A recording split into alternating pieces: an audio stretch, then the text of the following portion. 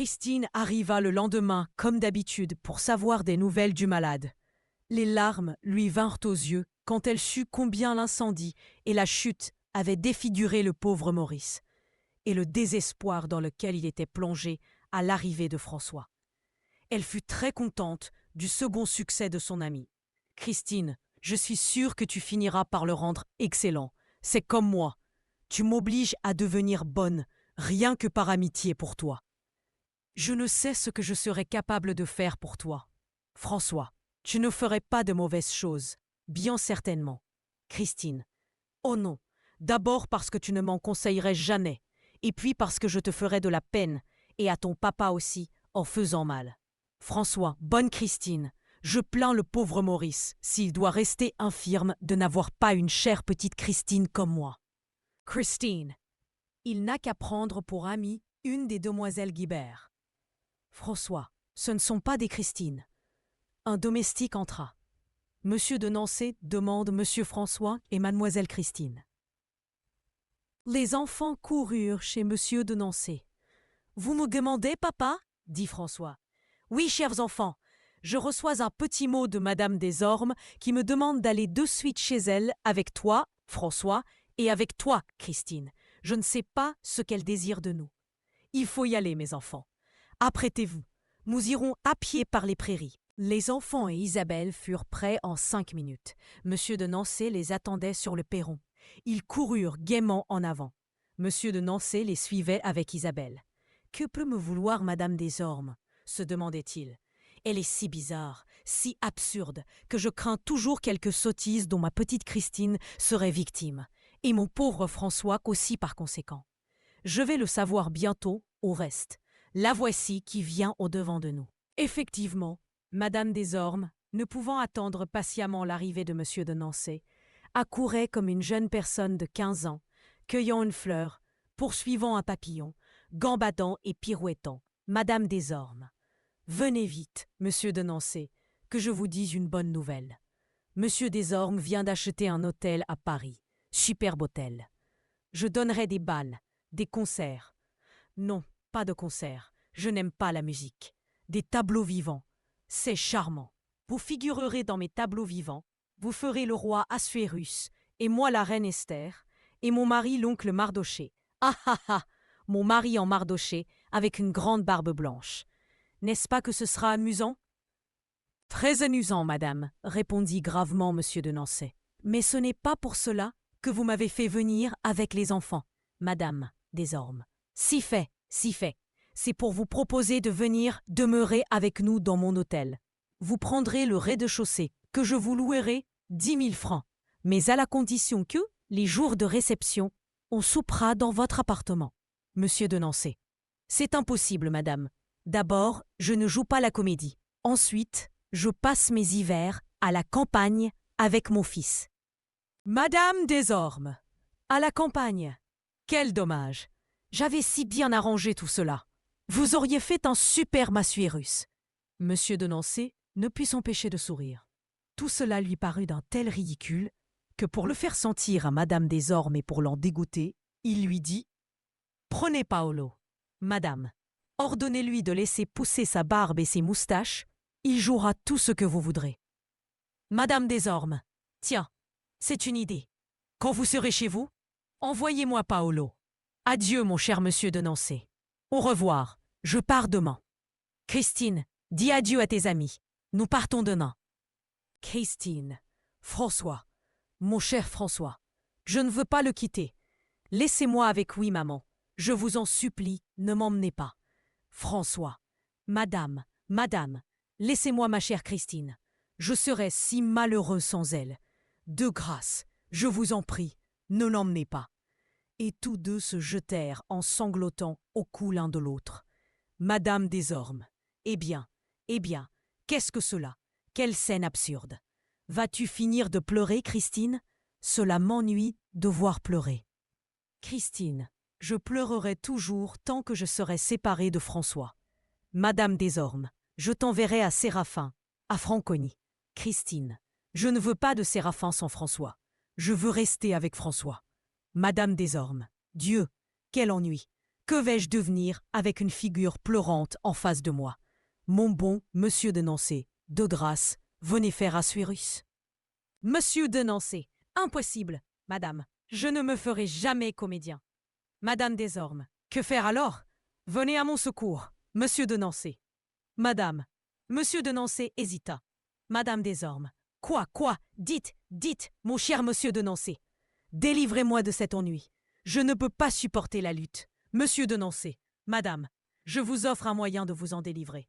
Laissez-moi Christine. Vous serez bien plus libre, sans aucun embarras, aucune gêne. Madame Desormes. Mais pour vous, quel ennui, quelle charge. Monsieur de Nancy. Non, madame, je jouirai d'abord du bonheur de ces 2 enfants, et puis de la satisfaction de vous rendre un service, quelque léger qu'il soit. Madame Desormes. Léger? Mais c'est un énorme service que vous me rendez. C'est vrai, cette pauvre Christine. Elle serait sans cesse dérangée de sa chambre pour mes soirées, mes dîners, elle serait mal, très mal. Chez vous, elle sera très bien. C'est une chose décidée, alors. Je vous l'envoie demain avec Isabelle. Seulement, comme j'ai besoin de mes chevaux et de mes gens, je l'enverrai dans la charrette de la ferme avec ses effets. Monsieur de Nancy, ne dérangez personne, madame. J'irai prendre moi-même Christine et Isabelle. Madame Desormes. Merci, cher monsieur. Vous me rendez un service d'ami. Je vous en remercie infiniment. Envoyez-moi Paolo pour Assuérus. Monsieur de Nancy, délivré de son inquiétude pour François et Christine, rit bien franchement à la pensée de Paolo en Assuérus. Mais il promit de l'envoyer le soir même. Il allait s'éloigner lorsque Madame Desormes le ratela. Monsieur de Nancy, cher monsieur de Nancy, vous êtes si bon que vous voudrez bien, j'en suis sûr, compléter votre obligeance en prenant Christine aujourd'hui même. J'ai tant à faire. Monsieur Desormes est parti ce matin. Je dîne chez ma belle-sœur de Sémiane. Je ne verrai pas Christine. Alors, j'aime mieux vous la donner de suite. Monsieur de Nancy, de tout mon cœur, chère madame, quand faut-il que je vienne la prendre? Madame Desormes, tout de suite, emmenez-la et envoyez votre carriole pour ses effets qu'Isabelle mettra dans une malle. Adieu, Christine, adieu, ma fille. Sois bien sage, bien obéissante. Ne fais pas enrager ce beau monsieur de Nancy qui veut bien de toi. Au revoir, dans 6 ou 7 mois. Elle embrassa Christine sur les 2 joues, serra la main de monsieur de Nancy et s'éloigna en courant et sautillant comme elle était venue. Quand elle ne fut éloignée, Christine et François, dont le cœur bondissait de joie, se jetèrent dans les bras l'un de l'autre. Puis Christine se jeta dans ceux de monsieur de Nancy, qu'elle embrassait en répétant « Mon père, mon bon père, vous m'avez sauvé, que je vous aime, cher père. » Monsieur de Nancy, attendri, lui rendit ses baisers. « Cher enfant, oui, je suis ton père d'adoption. Tu sais si je t'aime tendrement. » Et il réunit dans ses bras ses 2 enfants dont l'un était à lui, et dont l'autre lui était seulement confié, mais il les aimait presque d'une égale tendresse. La rentrée au château de Nancy fut triomphale. Des cris de joie annoncèrent à Bathilde le séjour de Christine au château. Le dîner, la soirée, furent une fête et un éclat de rire continuel. Christine se coucha, installée dans la maison de son cher François, et fut longtemps à s'endormir, tant la joie l'agitait. François était au moins aussi heureux, et monsieur de Nancy l'était plus sérieusement et plus profondément. Aussitôt après être rentré, monsieur de Nancy envoya chercher Paolo et le fit mener de suite chez madame Desormes, qui l'attendait avec impatience. Dès qu'elle l'aperçut, elle courut à lui. Madame Desormes. « Arrivez vite, mon cher Paolo. J'ai besoin de vous. » Monsieur de Nancy vous a-t-il parlé? Paolo. « Non, signora. Il m'a seulement dit, avant que j'ai pu descendre de la voiture, « Partez vite, mon cerf, madame Desormes vous attend. » Et la voiture m'a remené si vite que j'en avais le vertige. Ce bon monsieur de Nancy, il a des chevaux qui courent comme des diavolos. Madame Desormes. « Bon, c'est très bien. Je pars demain pour Paris. Je laisse Christine à monsieur de Nancy. Mon mari a acheté un hôtel charmant. Je donnerai des soirées, des bals, et j'ai besoin de vous. » Paolo. « Dis-moi. Oh, signora, je ne sais pas danser. voltiser en tournant comme la charmante signora des Ormes. Je ne peux vous servir à rien, et j'aime mieux rester avec monsieur de Nancy. Madame des Ormes. Du tout, du tout. J'ai besoin de vous pour mes charades. Vous ferez Assuérus. Paolo. Quoi, c'est des charades, signora? Quoi, c'est Suérus? Madame des Ormes. Et charades sont des choses charmantes. Je vous expliquerai cela plus tard. Assuérus est un roi. Ce sera vous. Paolo. Mais je ne peux pas être roi, signora. Je ne suis qu'un pauvre médecin italien. Madame des Ormes. Que vous êtes nigaud, mon cher. Vous ne serez pas roi pour de bon. Ce sera pour rire. Et je serai votre Esther, votre femme. Paolo, effrayé. Oh, signora, c'est impossible. Ce bon monsieur des Ormes. Non, non, je ne puis pas accepter ça, signora. Je suis trop jeune pour que vous soyez ma femme. Madame des Ormes. Mais puisque je vous dis que tout cela est pour rire, pour s'amuser, il faut absolument que je vous emmène. Paolo, signora de grâce, laissez-moi avec monsieur de Nancy, mon bon ami. Je suis trop bête pour être un roi. Madame des Ormes, ça ne fait rien. Assuérus était très bête. Vous allez coucher ici. Je vous emmènerai demain avec moi. Brigitte, faites préparer un lit pour monsieur Paolo. Je l'emmène à Paris. Sans adieu, mon cher Paolo. Brigitte, faites préparer un dîner pour monsieur Paolo. Je pars. À demain. Madame des Ormes sauta dans un coupé qui s'éloigna rapidement. Paolo resta sur le perron sans voix et sans mouvement, revenant à lui enfin et se frappant la tête de ses poings. Imbécile, qu'ai-je fait? Elle va m'emmener. Je ne veux pas moi avoir une femme si horrible et si ridicule. Je veux la laisser au pauvre monsieur des Ormes. Quel diable d'Assuérus! Je ne suis pas Assuérus. Je suis le pauvre Paolo. Et je veux être le pauvre Paolo et rester avec le bon monsieur. Donancé, qui ne me fait jamais enraser comme cette femme ridicule. Et je veux rester et donner des leçons à mon petit François. Quel bon garçon! Et à ma Christinetta. Quelle bonne, douce demoiselle, si vive, si gaie, et qui vous entortille avec ses grands yeux bleus si doux, et qui rit toujours. Quoi faire? Je vais parler à monsieur de Nancy. Je me moque bien du dîner de la signora. Je ne veux pas de son dîner, moi. Paolo partit en courant, malgré les cris de Brigitte, et arriva tout essoufflé chez monsieur de Nancy au moment où les enfants venaient de se coucher. Monsieur de Nancy, qu'y a-t-il donc, mon pauvre Paolo? Vous arrivez comme un homme poursuivi par des loups. Paolo, oh caro signor, j'aimerais mieux une bande de loups que madame des Ormes. Je me suis sauvé, c'est vous. Elle veut m'emmener, me faire roi Assuérus, m'épouser. C'est impossible, signor, impossible. Je ne veux pas être son mari. Je ne veux pas sasser ce pauvre monsieur des Ormes. Quoi faire, signor? Elle va me relancer partout. À Argentan, c'est vous, partout. Monsieur de Nancy riait à se tenir les côtes. Il calma le pauvre Paolo, lui expliqua ce que madame des Ormes voulait de lui et quelle serait la vie qu'il mènerait à Paris. Paolo frémit, pria monsieur de Nancy de le cacher jusqu'après le départ de sa persécutrice et de lui permettre de venir passer quelques jours chez lui, de peur que madame des Ormes ne le fît enlever à Argentan. Monsieur de Nancy lui promit secours et protection, consentit volontiers à le garder tant qu'il voudrait rester à Nancy, et lui demanda où il avait dîné. Paolo, nulle part, signor. Cette femme n'a fait perdre la tête et l'appétit.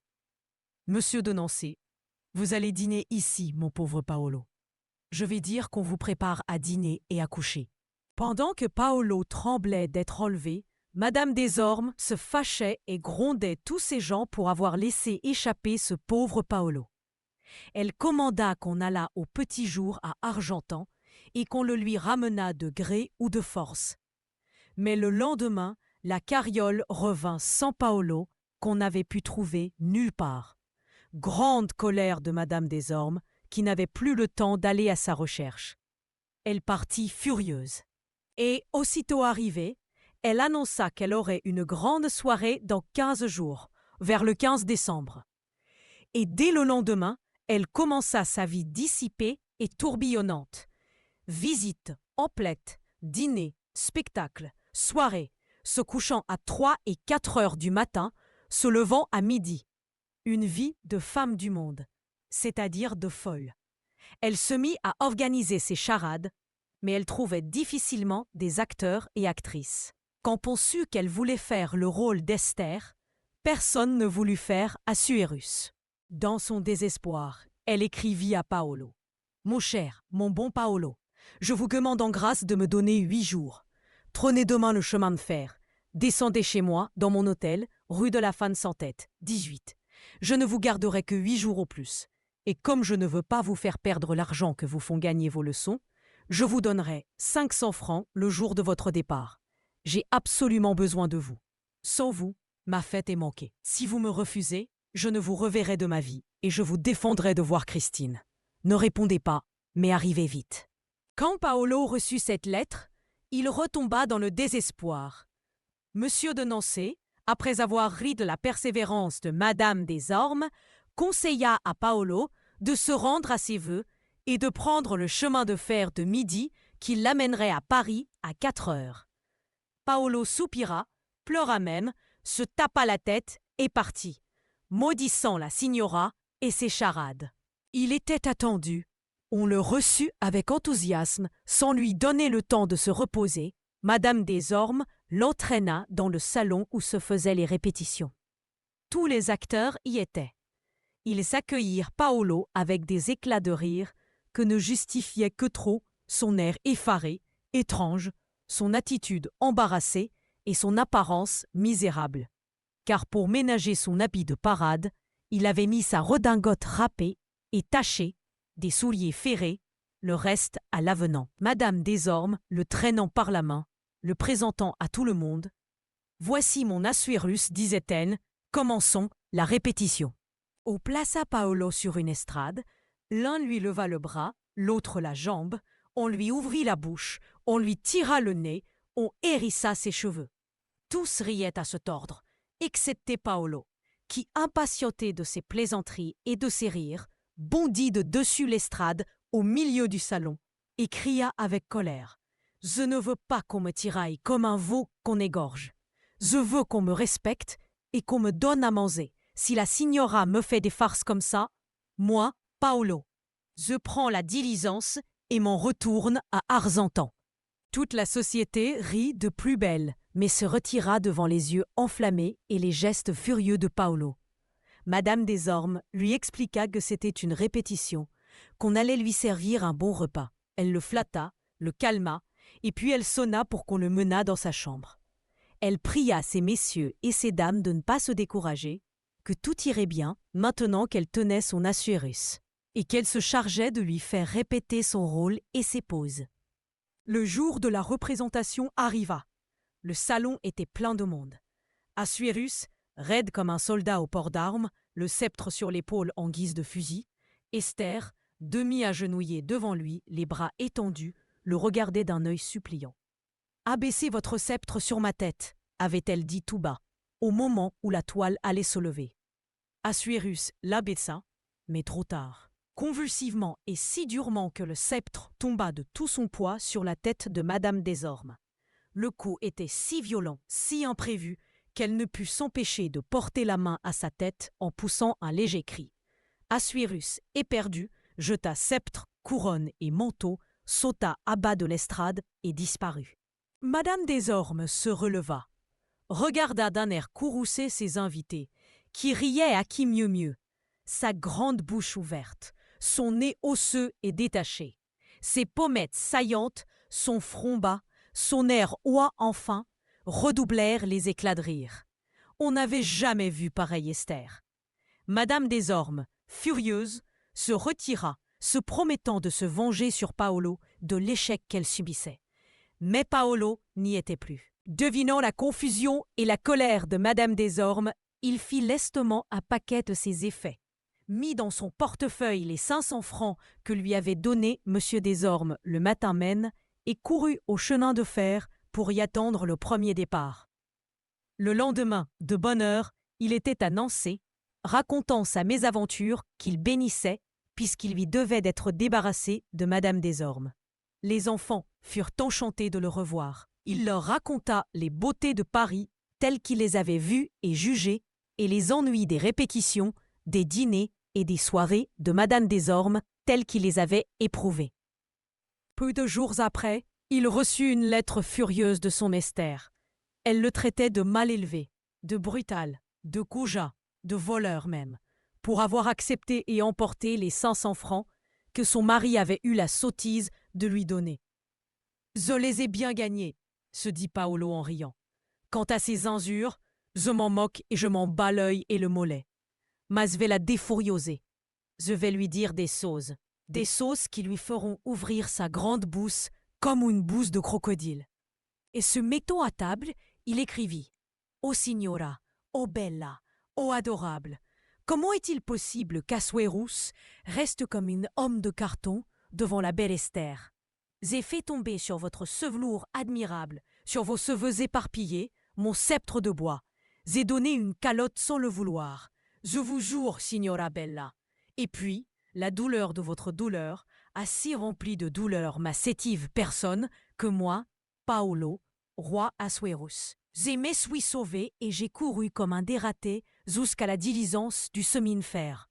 Pardonnez, signora de mon cœur, signora de mon âme, et recevez au corps votre humble, soumis et éternel esclave, Paolo Peroni. Il faut que je montre à monsieur de Nancy. C'est joliment joli ce que j'ai écrit. Monsieur de Nancy, signor, venez, je vous prie, lire ma réponse, dit Paolo en entrant chez monsieur de Nancy. Vous me direz si ce n'est pas charmant. Voici la lettre, voilà la réponse. Monsieur de Nancy sourit à la lecture du style de Madame des Ormes et éclata de rire en lisant la réponse de Paolo. Celui-ci, enchanté de l'effet qu'il avait produit, attendait, en ouvrant la bouche jusqu'aux oreilles, que monsieur de Nancy témoignât tout haut son admiration. Monsieur de Nancy lui rendant les lettres. « Mon cher Paolo, votre lettre est dans son genre aussi ridicule que celle de Madame des Ormes. Elle vous injurie comme un Auvergnat, et vous lui répondez par une moquerie par trop évidente. Paolo, cher monsieur de Nancy, je ne suis pas bête, quoique j'aie l'air d'un imbécile. C'est comme ça qu'il faut faire avec cette signora absurdissima. Elle croit qu'elle est superbe, je lui dis qu'elle est superbe. Elle croit que je l'adore. Voilà la signora en santé. Je suis peut-être le seul qui dise comme elle. Alors elle pardonne et ne se fasse pas quand je viens donner des leçons à ma Cristinetta. Voilà pourquoi j'ai écrit comme un imbécile. Monsieur de Nancy. Nous verrons si vous avez deviné juste, mon cher Paolo. Je le désire pour vous. 2 jours après, Paolo entra triomphant chez monsieur de Nancy et lui présenta une lettre. « Prenez, signor, lisez, voyez si Paolo est une bête. » Monsieur de Nancy déploya le papier et lut « Mon bon et cher Paolo, votre charmante lettre m'a touché et m'a bien fait regretter les injures que je vous ai écrites. Pauvre Paolo, pardonnez-moi, je vous accepte pour esclave et je vous traiterai en bonne maîtresse. Adieu, mon esclave. Je m'amuse beaucoup, je donne des balles. Je danse toute la nuit. Caroline des Ormes. Folle, dit monsieur de Nancy en levant les épaules. Que je suis heureux d'avoir pu tirer ma chère Christine de cette maison de folie et de dissipation.